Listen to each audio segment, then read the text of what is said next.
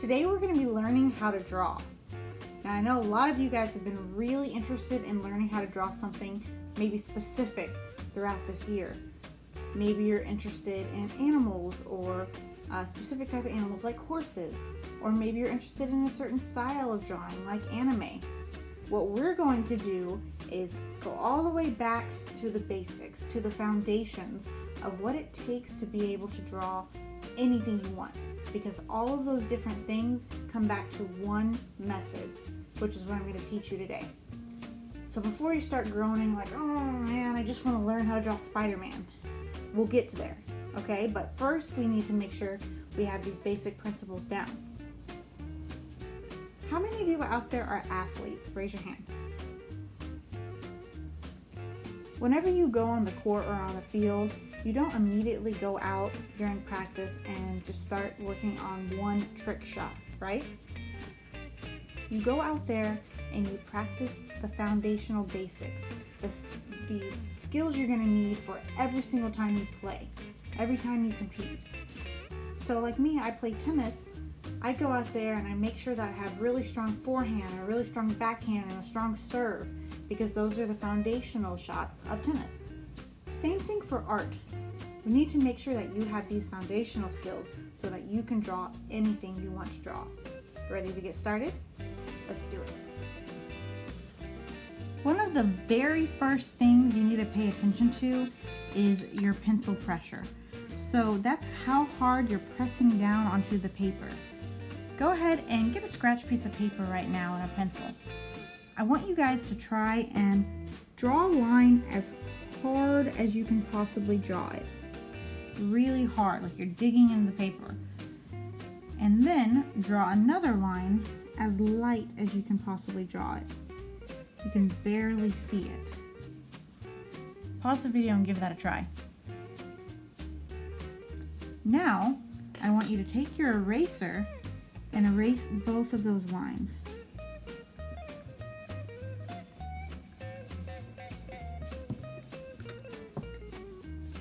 I can't even see the line that I drew really light versus the line I did really hard with a lot of pressure. I can't get it to erase. It's like engraved into the paper. So the first thing you need to do is change your pencil pressure if you're coming away with lines like this that are too dark to even erase. Step number 2, we need to make sure we're using this sketching motion. Now the sketching motion goes along with that light pressure, because if you have a light line and I want to draw a whole thing, I have to try really hard to continue that line and keep it light. Versus if I use a sketching motion, which is just lifting my pencil up occasionally,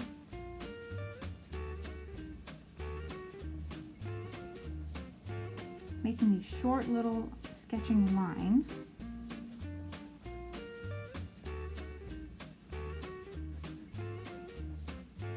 See how that's different than going in like this?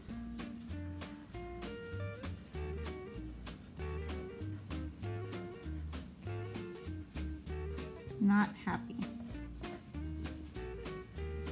Because especially if your little ducky gets a double chin like this one did, and I go back to erase it, too bad, he's stuck with it, right?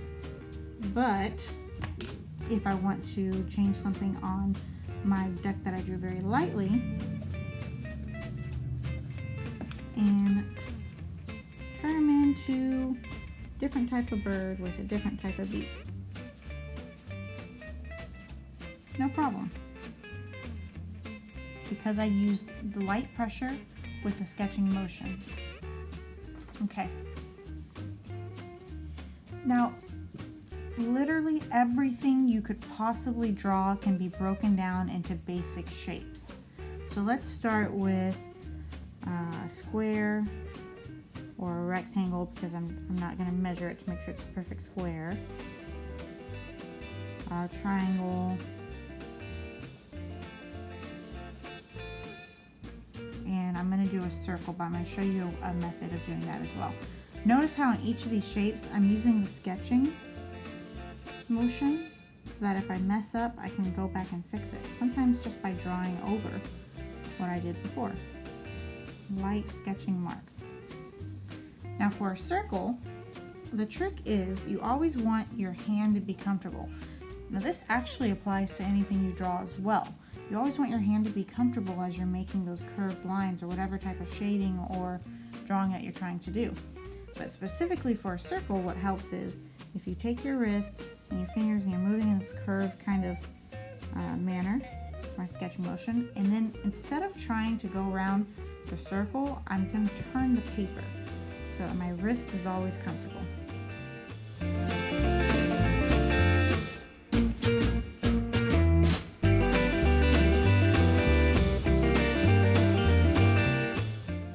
Think about this like your wrist and your hand is like a compass.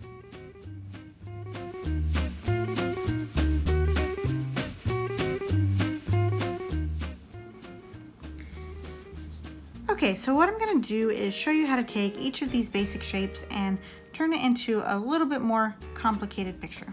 Not all the way, but a little bit more, so you can get the idea of how we're looking for these basic shapes in everyday objects. For instance, our square or our rectangle, I'm going to draw it again down here just so you can see the progression.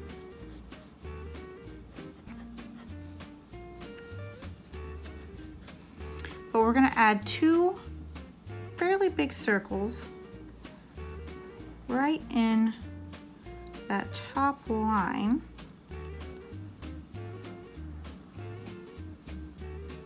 About the same size to be the eyes of the owl that we're going to create. And after we do those two circles, we're going to kind of trace around it at an equal distance along the bottom.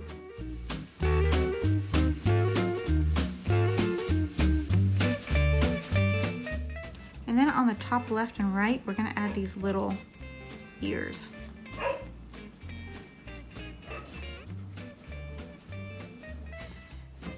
Since I drew lightly, what I'm going to be able to do now is erase those lines inside the eyes.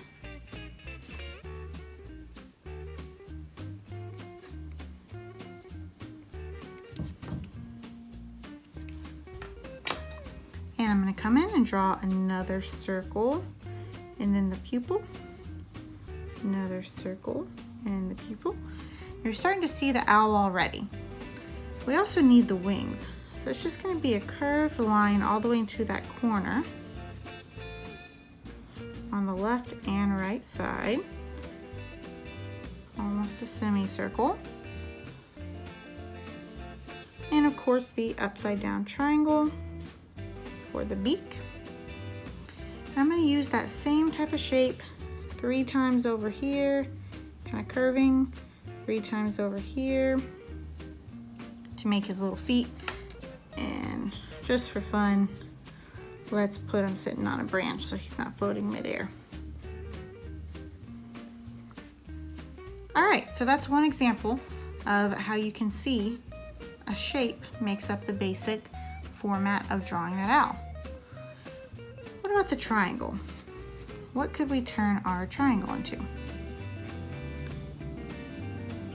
Well, I don't know about you guys, but I'm starting to see a panda.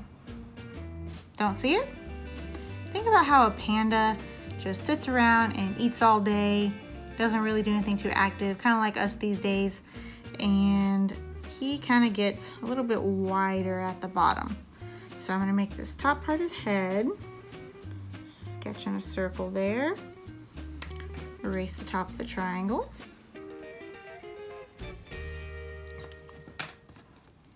And his bottom feet are going to be 2 ovals. His left and right arm are going to be ovals as well.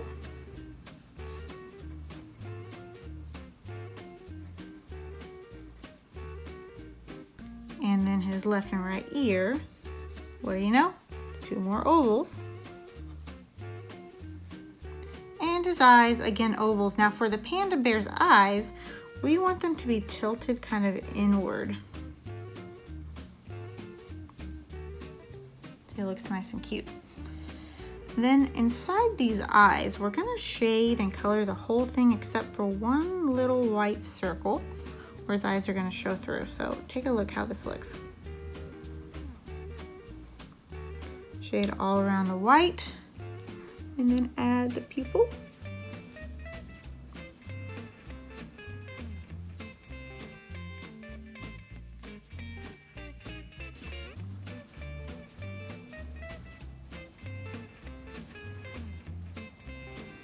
Shade in the ears.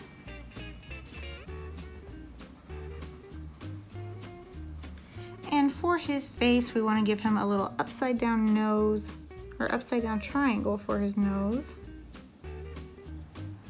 And make him happy. Give him his cheeks, so we'll do a fish hook to the left and a fish hook to the right. And then we need to shade his bottom feet. Notice how I'm using this circular motion with my pencil every time I shade. This will help you to get a more flat look to your shading, rather than if you were to shade with lines, you're gonna see those lines and it makes your eyes follow those lines. Now all you see is that it's shaded in black. Then we need to shade his arms, but before we do that, I'm actually gonna take this line across the top of his belly, almost like he's wearing a shirt. It's just a curved line though, and connect both the arms. Then I'm going to shade that whole thing in. Again, I'm using my circular motions.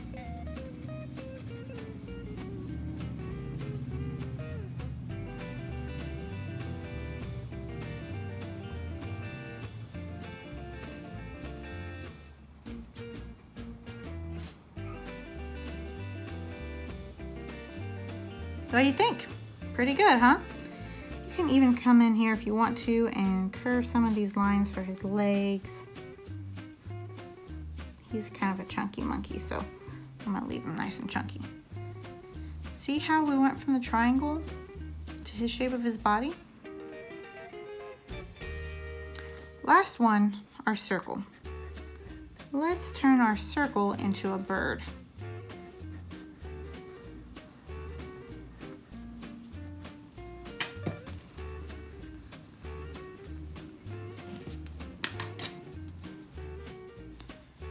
So this one's pretty simple.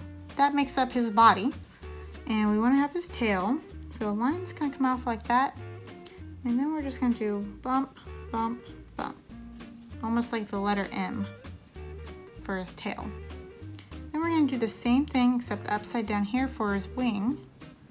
Bump, bump, bump. And for his beak, we've got triangle for the top part of the beak, and a smaller triangle for the bottom part of the beak, circle for the eye, and again on the top a little fur or feathers, bump, bump, kind of like a flag in the air up there, and his feet are just lines, line down there, and a letter Y coming off those lines.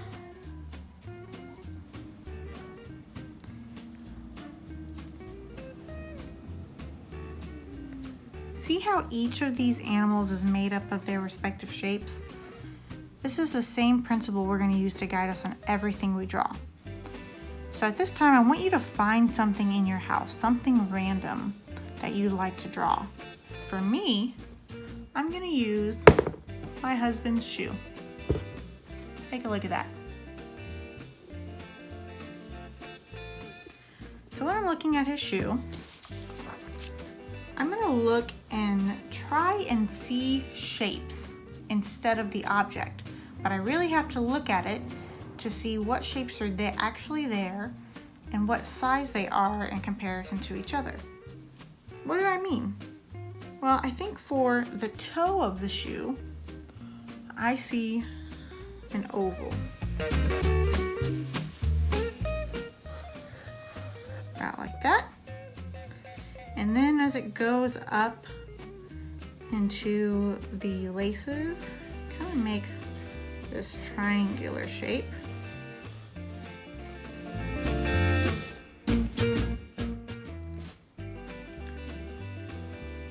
And then back here, basically a rectangle. little longer. See, I'm still using that sketching motion, very light pressure. Now, after we can see the shapes and get them on paper correctly in proportion to one another, we can come in and add some more of the details. So I'm just gonna think about outlining the lines now and following those shapes. For instance, still using my sketching motion, I know that the toe of the shoe comes out like this, curves up a little bit. Oh, my rectangle wasn't quite far enough down. And I sketch all the way around those lines that I had before. But make sure you're always looking back at your object, because you don't want to draw what you think it should look like. You want to draw how it actually looks. This is a really key element of learning how to draw, is spending more time looking at what it is you want to draw rather than looking at your paper. So I know by looking at my shoe that I've got this dip right here. This curve goes all the way up. And then I kind of see it on the other end.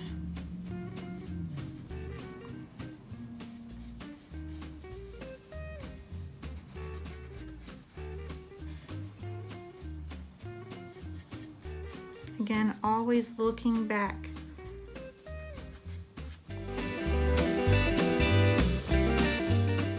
When I look back, I think that my shoe actually comes up a little bit higher right here than I drew my oval. See how that's starting to look like that shoe? From here, you can add as many details as you need or as you see, because remember, we're drawing as we see it.